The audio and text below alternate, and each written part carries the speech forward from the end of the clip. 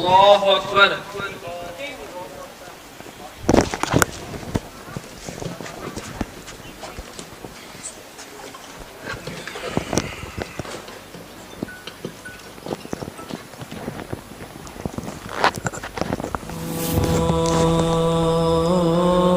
السلام علیکم ورحمۃ اللہ وبرکاتہ۔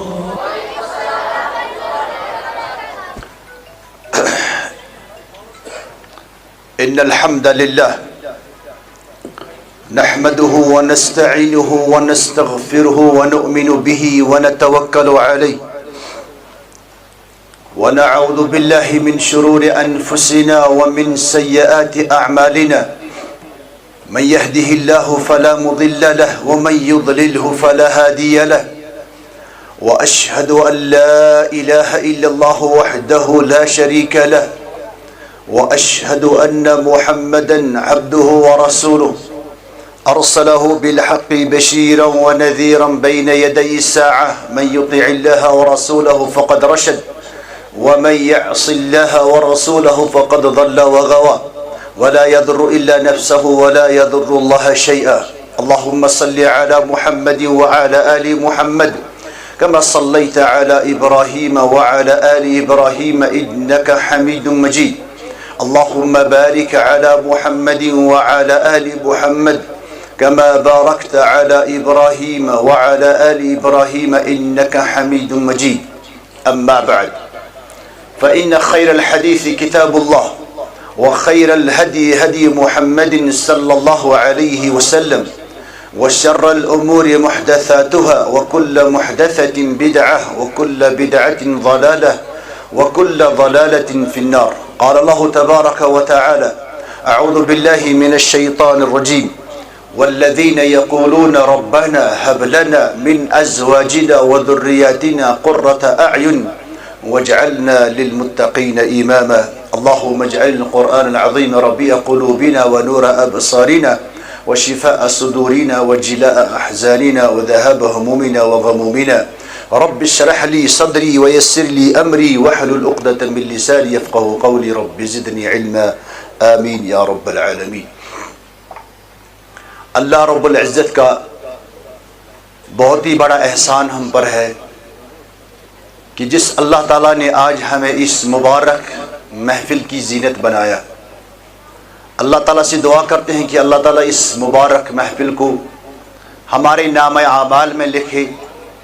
اس وقت ہم جس وقت کو یہاں پہ صرف کر رہے ہیں اللہ تعالیٰ اس کو ہمارے لیے عبادت بنائے، اور اس محفل کے آغاز میں جہاں ہم نے اللہ کی حمد و ثنا بیان کی، ایک مسلمان کا یہ شرعی حق ہے کہ جہاں پہ وہ اللہ کی تعریف بیان کرے وہاں پہ اللہ کے نبی صلی اللہ علیہ وسلم پہ درود و سلام بھیجے۔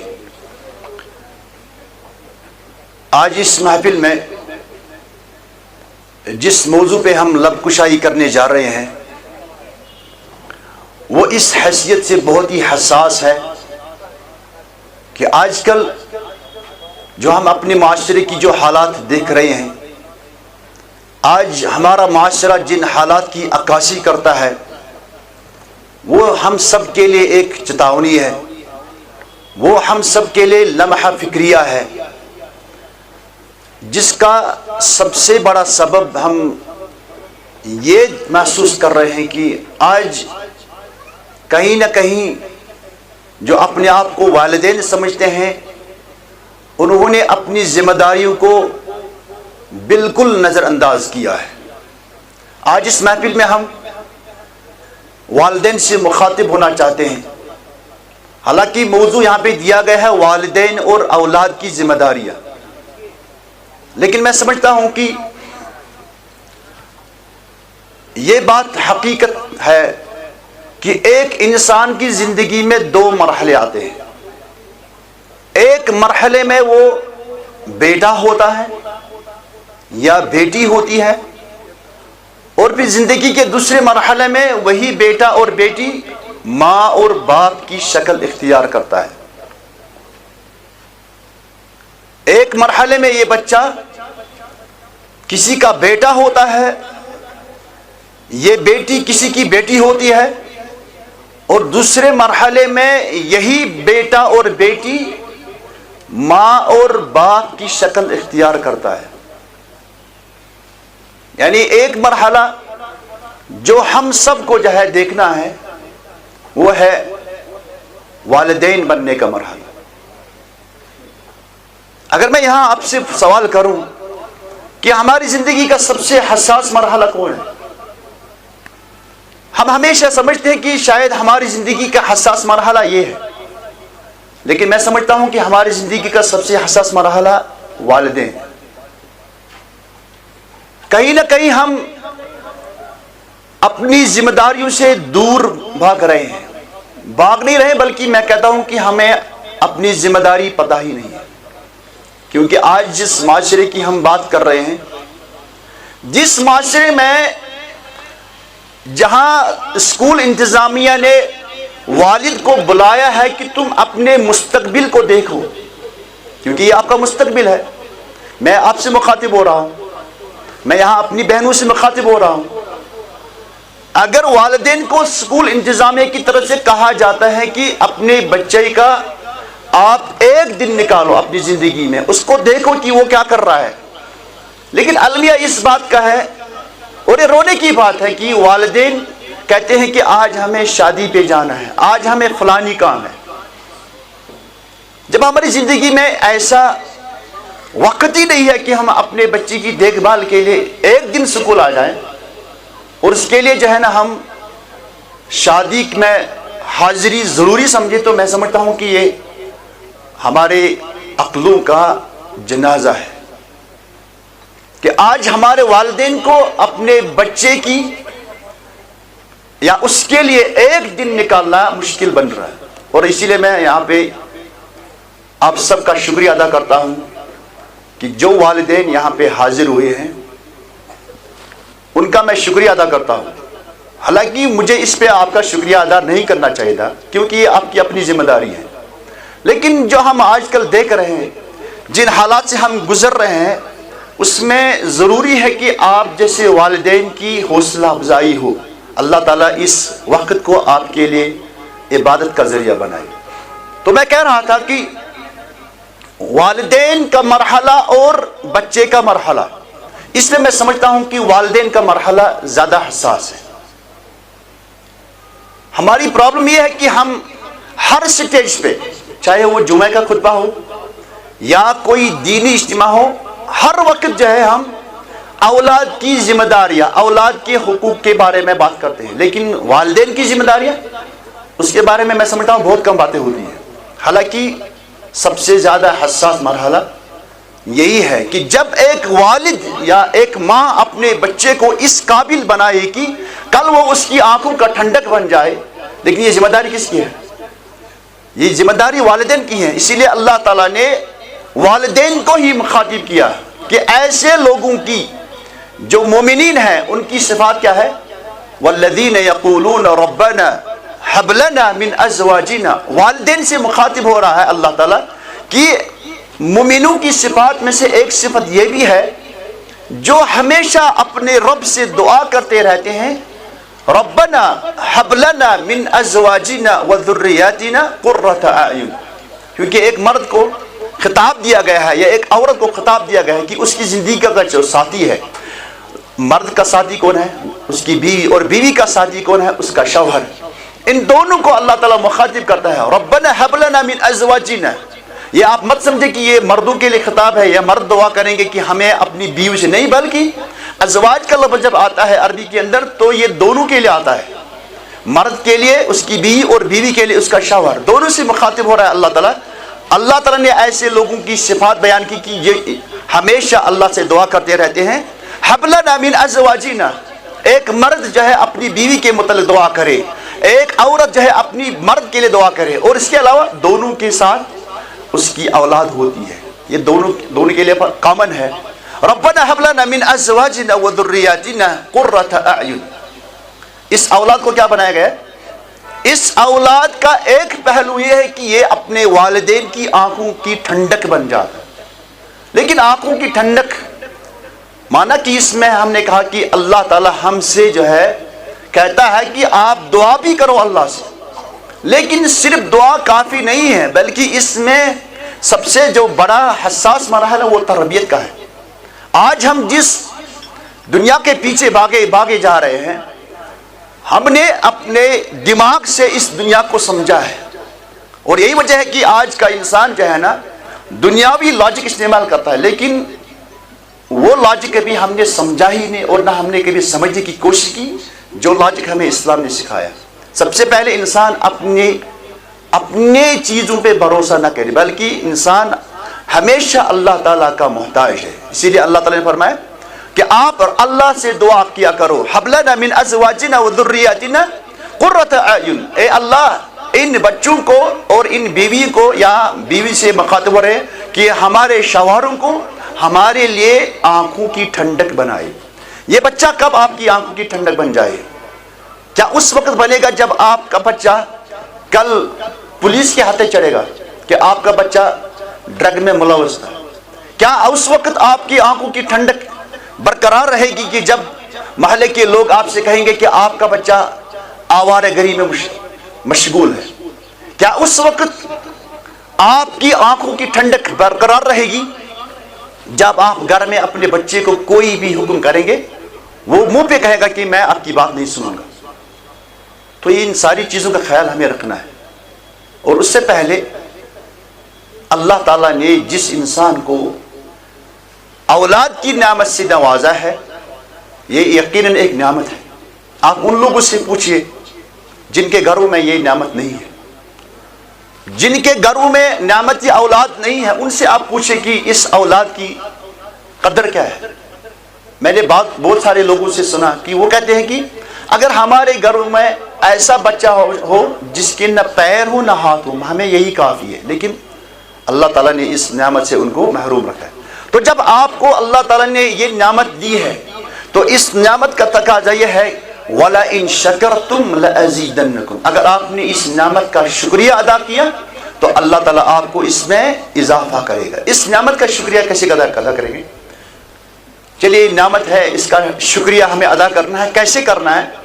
ہمیں اس پود کو ایسا تیار کرنا ہے کہ کل یہ ہماری آنکھوں کی ٹھنڈک بن جائے، اور اس کے بعد جب یہ ہم محسوس کرتے ہیں کہ یہ بچہ جو ہے ہمارے لیے اللہ کی نعمت ہے، اس کے علاوہ یہ ہمارے لیے ایک امانت بھی ہے۔ اللہ تعالیٰ نے ہمیں ان بچوں کا امانت دار بنایا ہے۔ تو کیا کوئی آدمی سمجھتا ہے کہ مجھے اللہ اس امانت کے بارے میں پوچھے گا؟ نہیں۔ حالانکہ اللہ تعالیٰ کا ارشاد ہے قرآن کریم کے اندر کہ اللہ تعالیٰ تمہیں ہر امانت کے بارے میں سوال کرے گا۔ اور اللہ کے نبی صلی اللہ علیہ وسلم نے فرمایا ما من عبد یسترعیہ اللہ رعیتا، کوئی بھی آدمی، دنیا کا کوئی بھی آدمی جس کو اللہ تعالیٰ نے کوئی رعیت عطا کی ہے۔ رعیت سے مراد کیا ہے؟ اللہ کے نبی صلی اللہ علیہ وسلم فرمایا کلکم راع وکلکم مسئول عن رعیتہ، تم میں سے ہر ایک حکمران ہے۔ کس چیز کا حکمران ہے؟ ہم میں سے ہر ایک اپنے گھر کا حکمران ہے۔ ومسئول عن رعیتہ، ہر حکمران کو اپنی رعیت کے متعلق سوال ہوگا۔ والمرأۃ راعیۃ فی بیت زوجہا، ایک عورت جو ہے وہ اپنے شوہر کے گھر کی حکمران ہے۔ ومسئولۃ عن رعیتہا، اس عورت سے بھی اپنی رعیت کے بارے میں سوال ہوگا۔ تو یہاں پہ ثابت ہوگا کہ ہم سب لوگ جو ہے کلکم راعٍ، ہم سب لوگ کیا ہے؟ ہم سب حکمران ہیں۔ اور ہماری رعیت کیا ہے؟ ہماری رعیت ہمارے بچے ہیں، ہمارے گھر کے اندر چھوٹے بہن بھائی ہیں۔ ماں باپ ہماری رعیت میں شامل نہیں، بلکہ ہماری رعیت جو ہے ہمارے بیٹے اور بیٹیاں، اور اس کے بعد ہمارے چھوٹے بھائی اور بہن۔ تو اللہ کے نبی صلی اللہ علیہ وسلم نے فرمایا ما من عبد، کوئی بھی بندہ یسترعیہ اللہ رعیتا، جس کو اللہ تعالیٰ کوئی رعیت عطا کرتا ہے، یموت یوم یموت، جس دن وہ اس دنیا سے چلا جائے گا۔ اس دنیا میں کسی کو نہیں رہنا ہے، ایک دن ہمارے لیے موت کا وقت مقرر ہے۔ یوم یموت، جس دن یہ انسان اس دنیا سے نکل جائے گا، وَهُوَ غَاشٌ لِرَعِيَتِهِ، فرمایا اللہ کے نبی صلی اللہ علیہ وسلم نے، لیکن اس کی زندگی کا حال یہ تھا کہ اس نے اپنی زندگی میں اپنی رعیت کے ساتھ دھوکہ کیا۔ دھوکہ کیا ہے؟ اللہ تعالیٰ فرماتے ہیں قُوا أَنفُسَكُمْ وَأَهْلِيكُمْ نارا، اپنے آپ کو اور اپنے اہل و عیال کو ناری جہنم سے بچاؤ۔ اگر آپ نے اس ذمہ داری کو نہیں نبھایا تو اس کا مطلب ہے کہ آپ نے اپنی رعیت کے ساتھ دھوکہ کیا ہے۔ اگر آپ نے اپنے بچے کی صحیح تربیت نہیں کی تو اس کا مطلب ہے کہ آپ نے اپنے رعیت کے ساتھ دھوکہ کیا ہے۔ اگر آپ نے اس کی دنیاوی ضرورت کو پورا کیا تو یہ تو ایک جنگل کا درندہ بھی کرتا ہے۔ کیا آپ کو نہیں لگ رہا ہے کہ جنگل کا درندہ یا جس کو ہم حیوان کہتے ہیں وہ بھی اپنے بچے کی دنیاوی ضرورت کو پورا کرتا ہے؟ ہم نے دیکھا ہے، اور اب سب لوگ اس بات کے گواہ ہیں کہ دنیا کے اندر جتنے بھی حیوان رہتے ہیں، ایون کی درندے بھی جو ہے اپنے بچے کی غذا کا خیال کرتے ہیں۔ لیکن انسان اور حیوان کے اندر کیا فرق ہے؟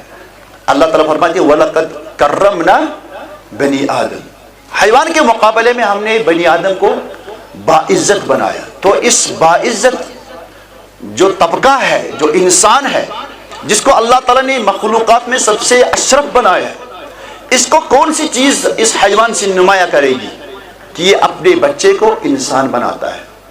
اگر ہم نے اس کی دنیاوی ضرورت کا خیال رکھا اور اس کی روحانی تربیت کا خیال نہیں رکھا تو ہم دھوکے باز شمار ہوں گے۔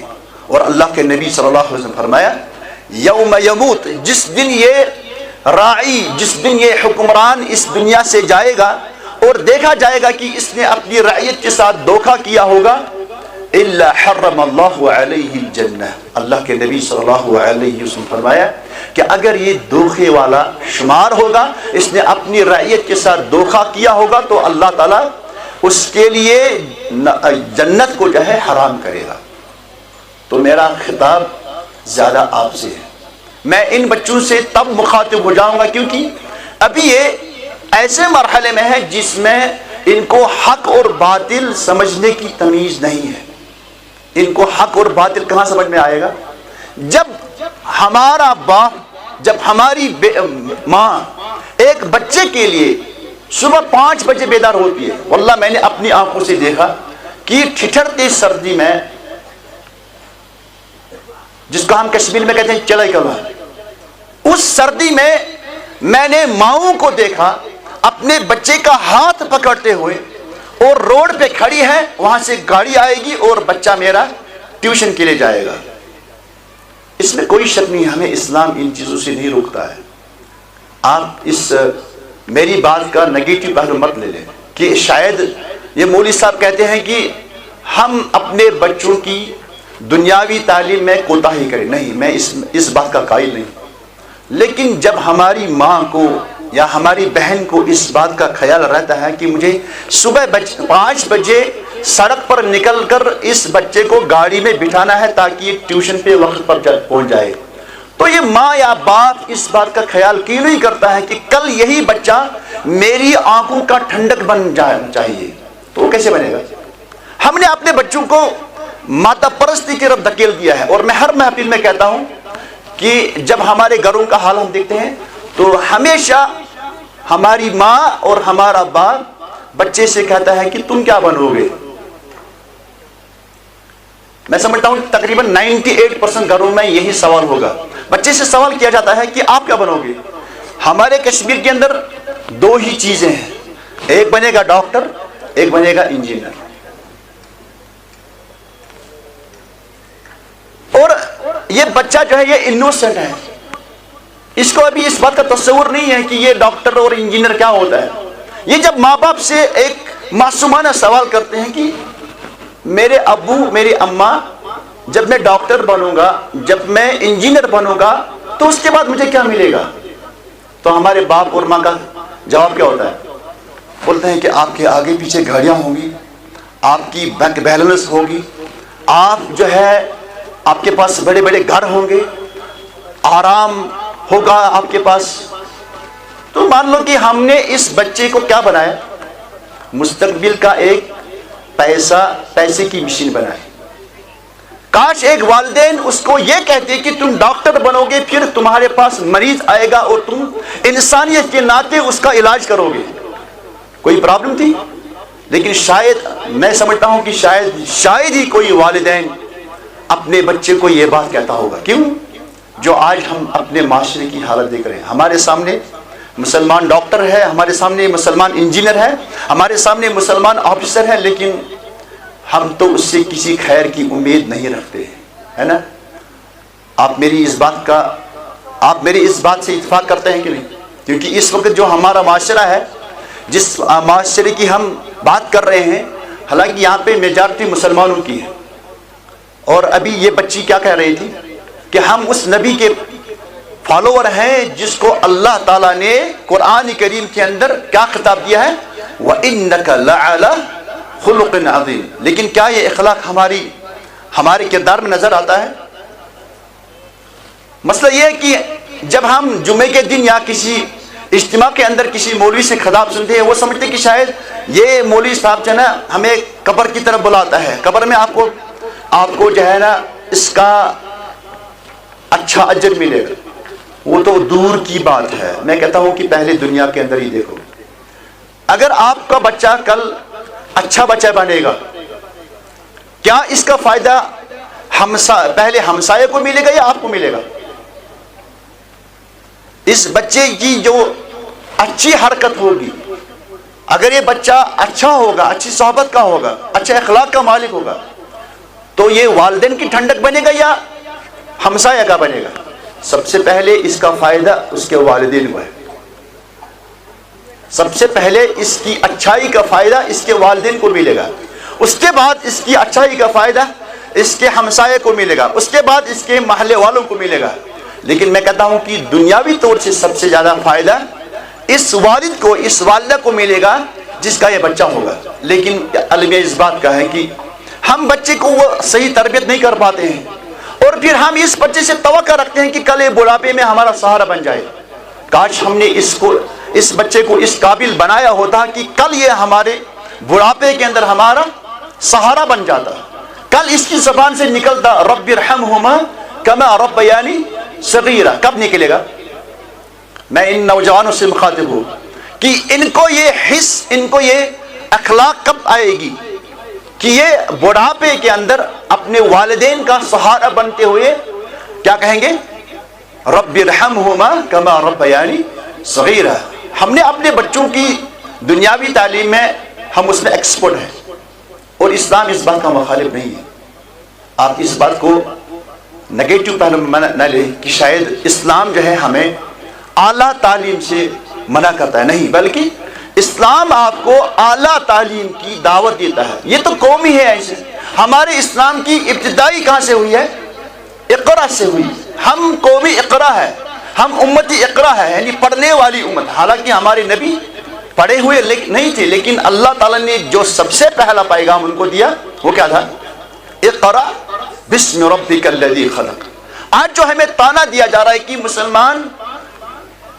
مسلمان تعلیم کے میدان میں پیچھے ہیں، تو ایسا کوئی یہ سمجھے نہیں کہ شاید اسلام جو ہے اس کو اس تعلیم سے روکتا ہے. نہیں، بلکہ یہ اس کی اپنی سوچ ہے یا اس میں اس کی اپنی غلطی ہے.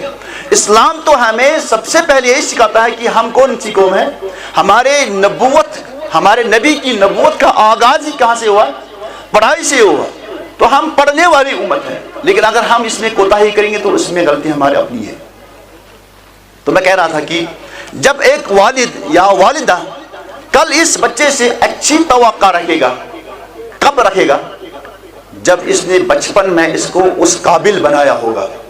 آج ہم بچے کی تعلیم تربیت کے لیے کتنا کرتے ہیں، لیکن کیا ہم اس بچے کو دن کے اندر 24 گھنٹے کے اندر 1 گھنٹہ قرآن کے لیے دیتے ہیں؟ کیا ہم اس کی تربیت کے لیے آدھا گھنٹہ دیتے ہیں؟ وہ تو ہمارے پاس ٹائم ہی نہیں ہے.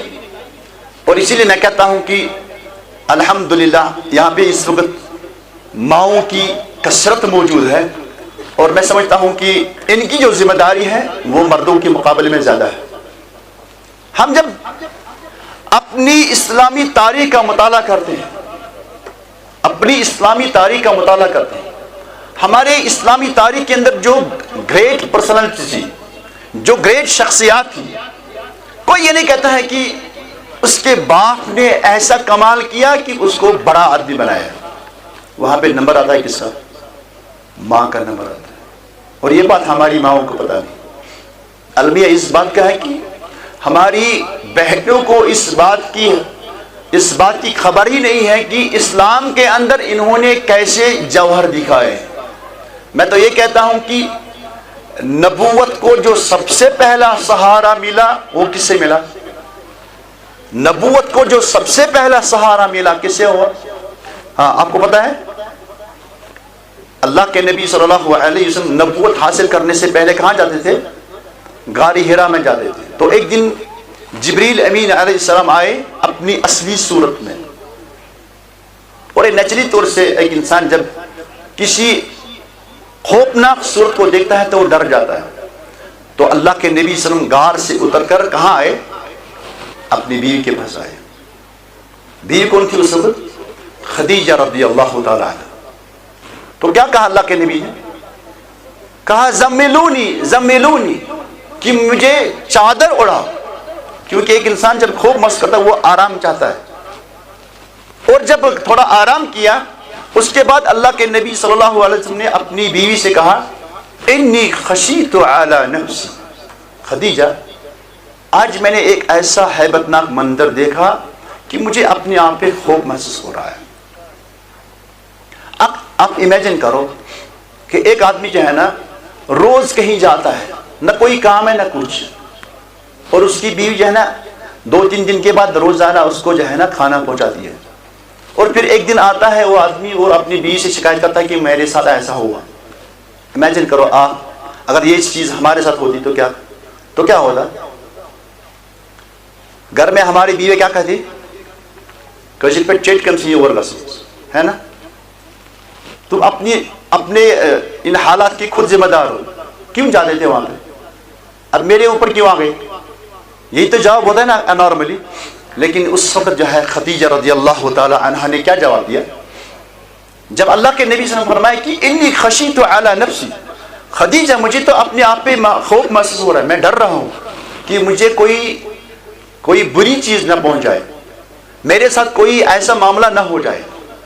تو دیکھیں وہاں پہ اس اولو العزم عورت کا کردار دیکھو۔ میں تو کہتا ہوں کہ نبوت کو جو ہے سب سے پہلا سہارا کس کا ملا ہے؟ عورت کی طرف سے۔ انہوں نے کہا کلا واللہ لا یخزیک اللہ ابدا، یہ خدیجہ کا جواب تھا کہ کلا ہرگز نہیں، اللہ کی قسم میں کہتی ہوں کہ اللہ تمہیں کبھی بے سہارا نہیں چھوڑے گا۔ دیکھیں جواب کیا ہے، اس بہادر عورت کا جواب جس نے اس وقت نبی صلی اللہ علیہ وسلم کو حوصلہ دیا جب وہ خوف محسوس کر رہے تھے، کیونکہ زندگی کے اندر پہلا ایسا واقعہ ہوا تھا۔ میرے بچوں آپ کو سمجھ میں آئی کہ اللہ کے نبی صلی اللہ علیہ وسلم کو سب سے پہلا سہارا کس نے دیا؟ عورت نے دیا۔ عورت نے کیا کہا؟ بیوی نے کیا کہا؟ کلا ہرگز نہیں، واللہ لا یخزیک اللہ ابدا، اللہ تعالیٰ آپ کو کبھی بے سہارا نہیں چھوڑے گا۔ کیوں؟ کیونکہ آپ کے اندر ایسی کوالٹیز ہیں، آپ غریبوں کے مددگار ہیں، آپ محروموں کے مددگار ہیں، آپ فقیروں کے مددگار ہیں، آپ رشتہ داروں کا خیال رکھتے ہیں، آپ کمزوروں کے ہمدرد ہیں۔ جس کے اندر ایسی کوالٹیز ہوں گی، ایسی صفات ہوں گی تو اس کو کوئی پرواہ نہیں۔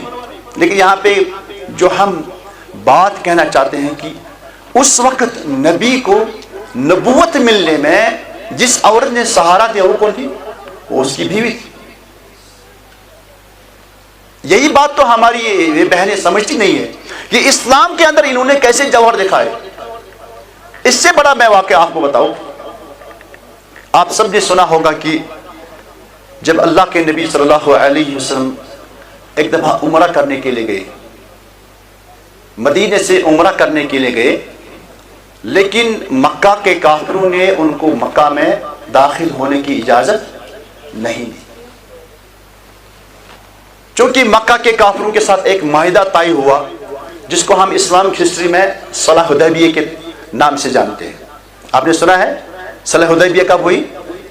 یہ اللہ کے نبی صلی اللہ علیہ وسلم مسلمانوں اور کافروں کے درمیان ایک معاہدہ ہوا، جس معاہدے کے تحت مسلمانوں کو اس سال مکہ میں انٹری نہیں ملے گی بلکہ اگلے سال آئیں گے۔ تو اب مسلمان جو ہے کس حالت میں؟ احرام لگا کر ان کے ساتھ قربانی کے جانور تھے، اور چونکہ اب ان کو مکہ میں داخلہ کی اجازت نہیں تھی تو اب اس احرام کو نکالنا تھا۔ احرام جب ہم نکالتے ہیں تو اس کے لیے جو ہے نا ہم اپنا سر موڑتے ہیں، اگر ہمارے ساتھ قربانی کے جانور ہوں گے تو ان کو ذبح کرنا ہے۔ اب دیکھیں وہاں پہ تصور کیا ہوتا ہے، اللہ کے نبی صلی اللہ علیہ وسلم کو جب ایگریمنٹ ہوا کافروں کے ساتھ تو اللہ کے نبی صلی اللہ علیہ وسلم نے صحابہ سے کہا کہ کھڑے ہو جاؤ، اپنا حلق کرو، یعنی اپنے بال کاٹو اور اپنی قربانیاں ذبح کرو۔ 3 مرتبہ اللہ کے نبی صلی اللہ علیہ وسلم نے صحابہ سے کہا، لیکن کوئی نہیں مانتا۔ اب تصور کریں کہ وہ صحابہ جو اللہ کے نبی صلی اللہ علیہ وسلم کا پانی، جس پانی سے آپ وضو کرتے تھے اس کو زمین پہ گرنے نہیں دیتے، سارے کے سارے ہاتھوں پہ لیتے تھے اور اپنے جسم پہ ملتے تھے، لیکن اللہ کے نبی کا حکم ہی نہیں مان رہا ہے کوئی۔ 3 مرتبہ، راوی کہتے ہیں کہ 3 مرتبہ اللہ کے نبی صلی اللہ علیہ وسلم نے صحابہ کو کہا کہ کھڑے ہو جاؤ، اپنے بال کاٹو، اپنی قربانیاں ذبح کرو، لیکن کوئی اٹھ نہیں رہا ہے۔ تصور کریں کہ نبی کی حالت کیا ہوگی۔ اس اپنے خیمے میں آئے اور اس وقت ان کی بیوی ازواج مطہرات میں سے ہماری ایک ماں ام المؤمنین ساتھ میں تھی، ام سلمہ رضی اللہ عنہ۔ تو انہوں نے جب اللہ کے نبی صلی اللہ علیہ وسلم کو پریشان حال میں دیکھا تو کہا او تحب ذلک، اے اللہ کے نبی کیا آپ چاہتے ہیں کہ آپ کے صحابہ آپ کی بات مانے؟ تصور کریں کہ نبی صلی اللہ علیہ وسلم جو ہے پریشانی حالت میں ہے، کوئی صحابی جو ہے ان کی بات نہیں مان رہے ہیں، لیکن بیوی نے مشورہ دیا آپ چاہتے ہیں کہ آپ کے صحابہ آپ کی اتباع کریں، آپ کا حکم مانے؟ کہا کیوں نہیں؟ تو کہا آپ خیمے سے باہر جائے، اپنے نائی کو بلائیں، اپنے بال کاٹیں اور اپنے ہاتھ سے جو ہے قربانی کریں، کسی سے بات مت کریں۔ آپ نے 3 مرتبہ ان سے کہا، انہوں نے نہیں مانا، لیکن اب میں آپ کو کہتی ہوں یہ کس کا مشورہ تھا؟ ابھی کل ہمارے جو ہے یہ نوجوان جب کالج میں جائیں گے نا تو کالج میں جا کر ان کو کیا کہے گا استاد؟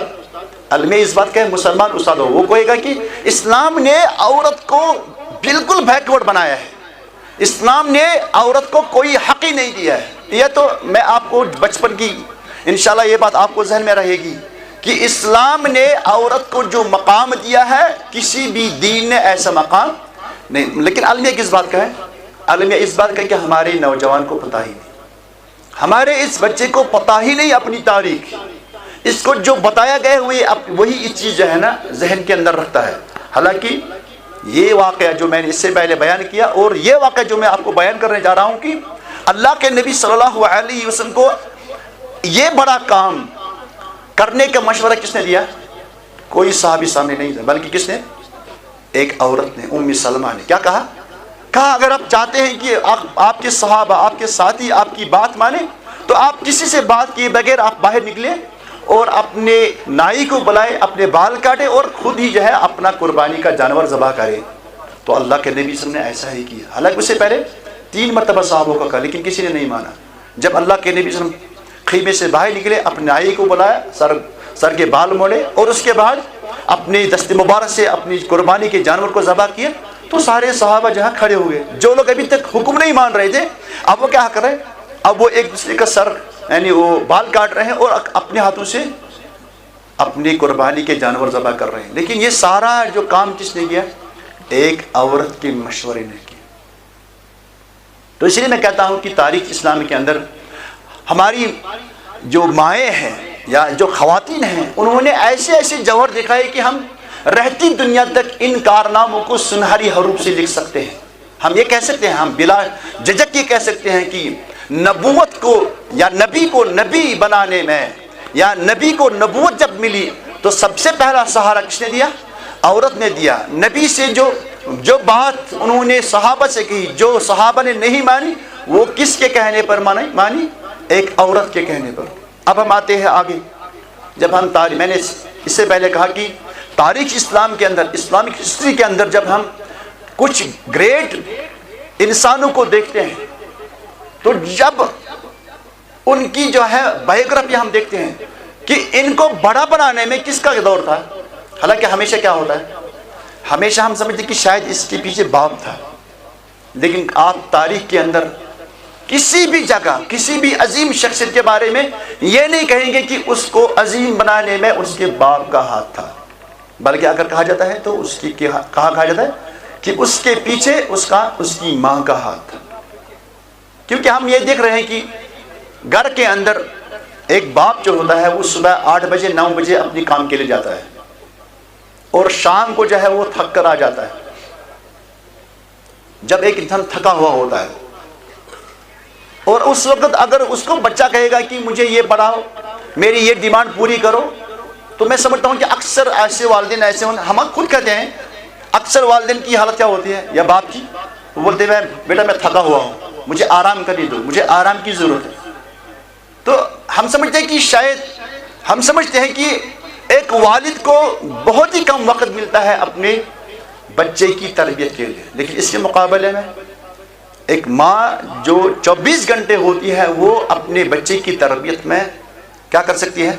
بہت بڑا کردار ادا کر سکتی ہے۔ اور اسی لیے ہم کہتے ہیں کہ اگر آپ چاہتے ہیں کہ آپ اپنی زندگی کا جو پودا لگائیں گے، جس پودے سے آپ کل اچھا میوہ کھانے کی توقع کریں گے، تو اس کے لیے ایک ایسا پودا اگاؤ جو کل آپ کو اچھا پھل دے گا۔ اور اسی لیے اللہ کے نبی صلی اللہ علیہ وسلم نے فرمایا اگر آپ اچھا پھل پانے کے خواہش مند ہیں تو تنکح المرأۃ لاربع، ایک عورت سے چار کوالٹیز کی بنیاد پہ جو ہے نکاح کیا جاتا ہے۔ ان میں سے آپ کس کو پریفر کرو؟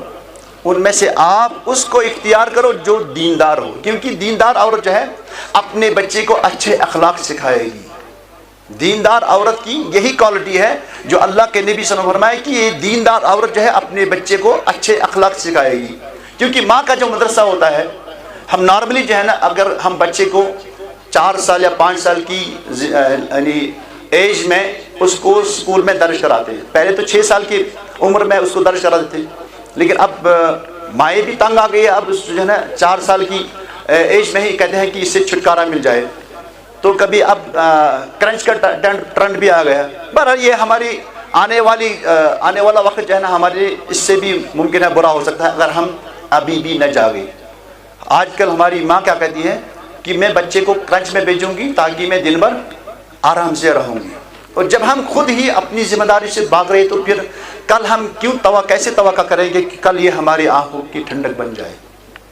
ہم اس وقت یہ توقع کر سکتے ہیں کہ یہ کل بچہ ہماری آنکھوں کی ٹھنڈک بن جائے جب ہم اس وقت اس مرحلے میں، جب ہم طاقتور ہیں، جب ہم جوانی کی دور میں ہیں، جب ہم ان پہ محنت کریں گے، کیونکہ یہ بچہ جو ہے ہماری ہر چیز کو جو ہے نقل کرتا ہے۔ اور اسی لیے علمی تربیت نفس میں تربیت، جو بچے کی تربیت ہوتی ہے، تعلیم اور تربیت میں بہت فرق ہے۔ آپ سمجھے ہو کہ تربیت کا میں لفظ میں استعمال کرتا ہوں۔ دیکھیے میں آپ کو ایک مثال دیتا ہوں، اگر آپ کشمیر کی حالت دیکھیں گے کہ یہاں پہ جو ہے لٹریسی کتنی ہے، آپ جواب دیں گے کشمیر کے اندر کتنی لٹریسی ہے؟ ہاں، آپ کا جی کے کا مسئلہ ہے، سوال ہے، آپ مجھے بتا سکتے ہیں کہ کشمیر کے اندر کتنی لٹریسی ہے، پڑھائی کتنی ہے، کتنے % پڑھتے ہیں؟ ہاں، یہ تو جی کے کا مسئلہ ہے نا، سوال ہے نا، کبھی سنا ہے کتنی % یہاں پہ لٹریسی ہے؟ ہاں 98؟ نہیں اتنا نہیں پوچھا، بہرحال میں کہتا ہوں کہ 50 سے زیادہ ہے، 50 سے زیادہ ہے نا۔ لیکن آپ کو پتا ہے کہ انڈیا کے اندر ایک سروے ہوا جس میں جموں کشمیر کو کرپٹ نمبر 1 قرار دیا گیا، سنا آپ نے؟ آپ نے سنا ہے؟ سب سے پہلے بہار کے اسٹیٹ کو یہ لقب ملا تھا، اس کے بعد ہم نے بہاری کو بھی پیچھے چھوڑا۔ لیکن یہ ہنسنے کا مقام نہیں ہے، یہ رونے کا مقام ہے۔ اگر ہم کہتے ہیں کہ یہاں لٹریسی کی جو لیول ہے وہ 50 سے زیادہ ہے، نیئر اباؤٹ 70 ہے، تو ہونا کیا چاہیے تھا؟ تو تعلیم جو ہے نا اگر ہمارے پاس زیادہ بھی ہوگی، لیکن جب تربیت کا فقدان ہوگا، تعلیم جو ہے نا ہم کہاں پہ حاصل کریں گے؟ تعلیم جو ہے ہم اس 4 دیواری میں حاصل کریں گے۔ یہاں پہ ایک بچہ کتنا ٹائم گزارتا ہے؟ آپ کب آتے ہیں اسکول؟ اسکول ٹائم میں آپ کی کیا ہے؟ 8:30 9 بجے، 9 بجے سے اور واپس اب جاتے ہیں آپ 2 بجے، تو کتنا ٹائم گزارتے ہیں آپ اسکول میں؟ 5.5 گھنٹے میں آپ تعلیم حاصل کرتے ہیں، لیکن 24 گھنٹے میں آپ 5.5 گھنٹے نکالو، کتنے بنا گئے؟ تقریباً 18.5 گھنٹے۔ 18.5 گھنٹوں میں ان کی تربیت ہوتی ہے۔ اسکول میں کیا ملتا ہے؟ مدرسے کے اندر، انسٹیٹیوٹ کے اندر تعلیم ملتی ہے۔ الا من رحم ربی، اگر اسکول انتظامیہ نے ایسے اساتذہ کو لایا جو تعلیم کے ساتھ تربیت کا بھی خیال رکھیں گے، لیکن آج کل ہم اس میں بہت کمی دیکھ رہے ہیں، اور الحمدللہ مجھے لگ رہا ہے کہ یہ انسٹیٹیوٹ اس بارے میں یعنی اچھی کوشش کر رہا ہے کہ یہ ایسے پروگرام منعقد کرنا ہی ایک علامت ہے کہ یہ تربیت کا اہتمام بھی کرتے ہیں۔ لیکن میں کہتا ہوں کہ اکثر جو وقت یہ بچہ گزارتا ہے، کہاں پہ گزارتا ہے؟ تقریباً 18.5 گھنٹے یہ اپنے گھر میں گزارتا ہے، تو تربیت وہاں پہ ہوتی ہے۔ اور سب سے بڑی تربیت کہاں پہ ہوتی ہے؟ یہ بچہ اپنے ماں باپ کو دیکھتا ہے، یہ بچہ اپنے ماں باپ کے حرکات سکنات کو دیکھتا ہے۔ آج ہم والدین ہو کر جو ہے نا شکایت کرتے ہیں کہ آج ہمارا بچہ نشے کا عادی بن گیا ہے، لیکن آپ کو پتہ ہے کہ اس کا جو سب سے بڑا ریزن ہے وہ کیا ہوتا ہے؟ جب یہ بچہ اپنے گھر کے اندر اپنے ماں باپ کو ہمیشہ لڑتے جھگڑتے دیکھتا ہے، یہ سب سے بڑا وجہ ہے۔ سب سے بڑی وجہ ہے کہ آج ہمارا بچہ کیوں نشے کا عادی بن جاتا ہے، جب یہ اپنے گھر کے اندر اپنے ماں باپ کو ہمیشہ لڑتے ہوئے دیکھتا ہے۔ اور یہ والدین اس بات کا خیال نہیں رکھتے کہ اس لڑائی کا اثر ہمارے بچے پہ کیسے ہوتا ہے۔ حالانکہ اس بات سے کوئی گھر خالی نہیں ہے، ہر گھر کے اندر نوک جھوک ہوتی رہتی ہے، لیکن یہی چیز ہم اب جب بچوں کے سامنے کرتے ہیں تو اس کا غلط اثر اس پہ پڑتا ہے۔ اور اس کے بعد ایک والدین کو دیکھنا ہے کہ میرا بچہ جب اسکول سے واپس آتا ہے تو یہ کس کے ساتھ چلتا ہے۔ کبھی ہم نے دیکھا ہے، کبھی ہم نے اس کا موبائل چیک کیا کہ اس کے موبائل میں کیا ہوتا ہے؟ کبھی ہم نے دیکھا ہے کہ میرا بیٹا کس کے ساتھ چل رہا ہے؟ کل جب پولیس ہم کو بلاتی ہے تو تب ہمیں پتہ چلتا ہے کہ نہیں میرا بیٹا کس کے ساتھ چلتا تھا، لیکن اس سے پہلے مجھے ٹائم ہی نہیں ملا کہ میں دیکھوں گا کہ میرا بچہ کس کے ساتھ چل رہا ہے۔ تو یہی تو وہ فقدان ہے، یہی تو وہ چیز ہے جس سے ہم بہت دور بھاگ رہے ہیں، اور پھر ہم توقع رکھتے ہیں کہ یہ کل جو ہے بچہ میرا آنکھوں کی ٹھنڈک بنے گا۔ ایسا کبھی نہیں ہوتا ہے، آگ اور پانی اکٹھے جمع نہیں ہوتے ہیں۔ تو اگر ہم چاہتے ہیں کہ کل یہ بچہ ہماری آنکھوں کی ٹھنڈک بن جائے تو اس کے لیے ہمیں اس مرحلے میں محنت کرنی ہے۔ تو میں اسی لیے کہتا ہوں کہ زندگی کے 2 مرحلے، ایک مرحلے میں یہ بچہ ہوتا ہے اور دوسرے مرحلے میں پھر والدین بن جاتا ہے، چاہے باپ بنے یا ماں بنے، لیکن ہم ان سے تبھی اچھائی کی توقع رکھیں گے جب ہم نے اس مرحلے میں کیا ہوگا؟ محنت کی ہوگی۔ کیونکہ کل آپ بھی، میں ان سے مخاطب ہو رہا ہوں یہاں پہ، ابھی آپ کے جو والدین یہاں پہ بیٹھے ہیں یہ آپ سے کیا توقع رکھتے ہیں؟ آپ سے کیا توقع رکھتے ہیں؟ کہ آپ اچھے اخلاق کے مالک بن جائیں۔ اگر آپ نے آج اس چیز کو اگنور کیا اور آپ نے آج اپنے اخلاق سے اپنے والدین کو رلایا تو کل آپ کے بچے آپ کو رلائیں گے، کیونکہ دنیا کے اندر صرف یہی ایک گناہ ہے جس کا عذاب اللہ تعالیٰ نے کیا کیا ہے؟ اس کو جلدی رکھا ہے۔ جلدی کہاں رکھے گا؟ اگر اللہ تعالیٰ نے اس گناہ کو جو ہے جلد عذاب رکھا ہے تو سب سے پہلے کہاں پہ یہ عذاب چلنا ہے؟ دنیا کے اندر۔ اور اس وقت ایک انسان کو پتہ چلے گا کہ کاش میں نے اس وقت اپنے والدین کا سنا ہوتا، لیکن جب ندامت کا وقت ہوگا تو اس وقت ندامت کوئی فائدہ۔ تو اسی لیے میں آپ سے مخاطب ہو رہا ہوں کہ اگر آپ چاہتے ہیں کہ کل آپ یعنی باپ ہونے کے ناطے اپنے بچوں کی طرف سے اچھا سلوک دیکھیں تو اس کے لیے آپ کیا کریں؟ آپ اپنے والدین کی آنکھوں کی ٹھنڈک بن جائیں، اور جب آپ اپنے والدین کی آنکھوں کی ٹھنڈک بن جائے تو اس کے بعد آپ یہ توقع رکھیں گے کہ کل ہماری اولاد بھی کیا ہوگی؟ ورنہ جیسی کرنی ویسی۔ اور اسی لیے عربی کے اندر بھی آیا ہے کما تدین تدان، جیسا آپ بوؤ گے ویسا ہی پاؤ گے۔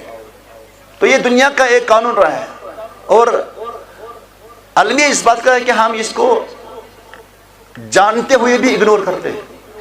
ہم دیکھتے ہیں کہ معاشرے کے اندر دیکھتے ہیں کہ ایک باپ نے حلال حرام کی تمیز مٹاتے ہوئے سب کچھ اپنے بچے کے پیچھے لوٹا دیا، لیکن اس کو مسلمان نہیں بنایا، اس کو بڑا آفیسر بنائے لیکن اس کو مسلمان آفیسر. پھر وہی باپ جو ہے نا کل حسرتیں کر رہا ہے.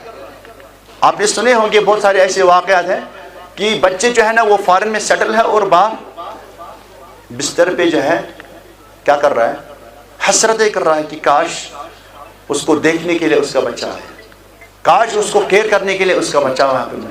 تو والد نے کیا کیا، اس نے اپنی ساری زندگی لٹا دی اس بات پہ کہ میرا بچہ بڑا آفیسر بنے، لیکن کاش اس نے مسلمان آفیسر بنا ہوتا جس کو یہ پتا ہوتا کہ اللہ تعالیٰ کا فیصلہ وَقَضَىٰ رَبُّكَ أَلَّا تَعْبُدُوا إِلَّا إِيَّاهُ وَبِالْوَالِدَيْنِ إِحْسَانًا. یہ بات اگر بچے کو پتا ہوتی کہ قرآن کہتا ہے کہ وَقَضَىٰ رَبُّكَ أَلَّا تَعْبُدُوا إِلَّا إِيَّاهُ، کہ تیرے رب نے دو فیصلے کیے، تیرے رب نے دو فیصلے کیے. ایک فیصلہ کیا ہے، اللہ تعبدوا الا ایہ. سب سے پہلا ہمارے رب کا فیصلہ کیا ہے کہ ہمیں اللہ کے بغیر کسی کی عبادت نہیں کرنی ہے. اور دوسرا فیصلہ کیا ہے، وبالوالدین. اللہ کا دوسرا فیصلہ ہے کہ اپنے والدین کے ساتھ حسن سلوک کرو. لیکن یہ بات ہمارے والد نے کبھی بچے کو نہیں سکھائی. یہ بچہ جو ہے اس کو اللہ تعالیٰ نے فرمایا وَلَا تَقُلْ لَهُمَا اُفْ، کہ اپنے والدین کے سامنے کبھی اف تک نہ کرنا. وَلَا تَنْهَرْهُمَا، ان کو کبھی ڈانٹنا نہیں. لیکن جب اس بچے کو ہم نے مادہ پرستی کے اس دور میں اس کو روپیے کی مشین بنائی تو پھر یہ اپنے باپ کو بھی جو ہے نا پیسے کا تقاضا کرے گا. لیکن کاش ہم اس کو سکھائیں گے، قرآن سکھائیں گے جس قرآن کے اندر اس کو کہا گیا ہے کہ اپنے والد کے لیے کیا دعا کیا کرو، رب ارحمہما کما ربیانی صغیرا. لیکن جب اس کو پتا ہوگا تبھی تو یہ کہے گا. لیکن جب اس کو پتا ہی نہیں، یہ اپنی ایجوکیشن میں بہت ایڈوانس ہے لیکن اس کو یہ پتا نہیں ہے کہ والد کا درجہ کیا ہے، اس کے بارے میں مجھے میرا رب کیا کہتا ہے. اور اسی لیے میں کہتا ہوں کہ اس میں زیادہ ذمہ داری والد کی نہیں ہے بلکہ زیادہ ذمہ داری ہماری بہنوں کی ہے جو اس وقت ایک مدر کا رول نبھا رہی ہیں.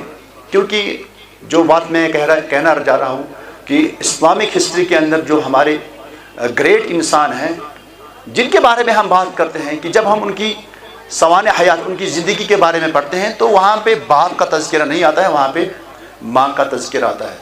امام شافعی رحمۃ اللہ علیہ کے بارے میں آپ نے سنا ہے؟ امام شافعی کون تھے؟ ہاں، 4 اماموں میں ایک امام تھے امام شافعی. جب وہ پیدا ہوئے کہاں پہ پیدا ہوئے؟ آپ نے سنا ہے کہاں پہ پیدا ہوئے امام شافعی؟ ہاں، فلسطین کے شہر غزہ میں پیدا ہوئے. امام شافعی کہاں پہ پیدا ہوئے؟ فلسطین کے شہر غزہ میں پیدا ہوئے. 2 سال کی عمر تھی تو ان کا باپ مر گیا. لیکن ایسے انسان کو اتنا بڑا امام کس نے بنایا؟ اس کی ماں نے اس کو کہاں پہ پہنچایا؟ مکہ پہنچایا. کیونکہ اس وقت مکہ اور مدینہ یہ علم کے شہر تھے جہاں پہ صحابہ کا دور تھا، جہاں پہ تابعین تھی. تو اس ماں نے اپنا ملک چھوڑا، اپنا وطن چھوڑا اور کہاں پہ چلے گی؟ اس کو مکہ المکرمہ لایا. تو تب جا کر وہ ایک ایسا عظیم انسان بن گیا جس کا نام قیامت تک رہے گا. جب بھی ہم کہتے ہیں کہ 4 امام تو ان میں سے امام شافعی کا نام ہم اگنور نہیں کر سکتے. اس کے بعد امام احمد بن حنبل رحمۃ اللہ علیہ، اس کا باپ بھی جو ہے بچپن میں ہی انتقال کر گیا، امام احمد. لیکن اس کی ماں کیا کرتی تھی؟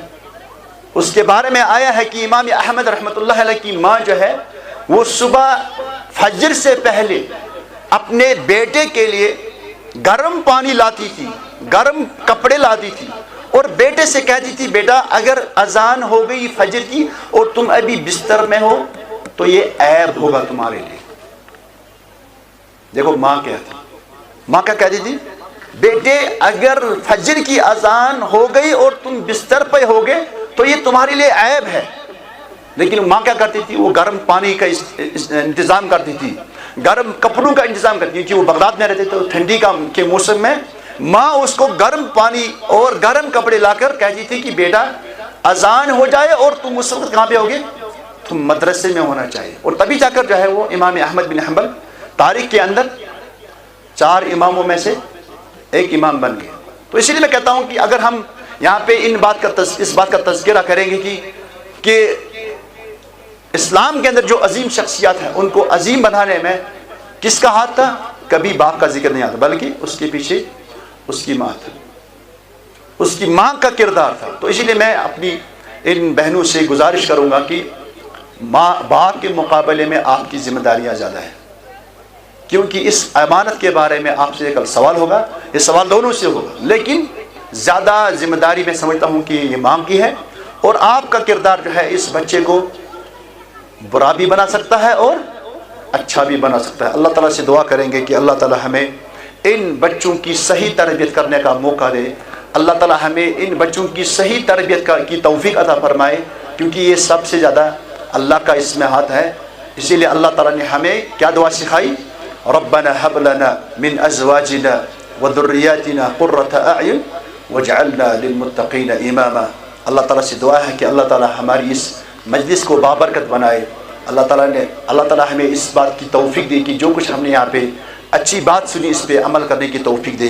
وآخر دعوانا ان الحمد للہ رب العالمین والسلام علیکم ورحمۃ اللہ وبرکاتہ۔